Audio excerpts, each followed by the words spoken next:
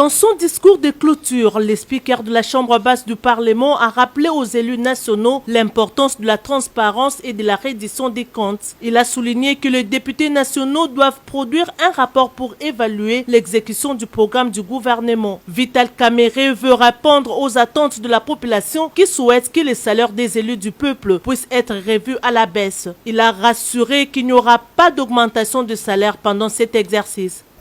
Clarification, les députés qui ont travaillé, puisque nous avons le devoir de transparence.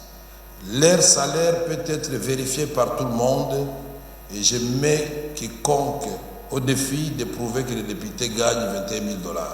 Cette chanson doit disparaître car aujourd'hui, les députés, tout avantage confondu à 14 millions de francs congolais. Et les chefs de division à près de 5 millions de francs congolais. Nous avons dit que nous allons restreindre la tension salariale. C'est un geste de patriotisme, vous devez vous applaudir.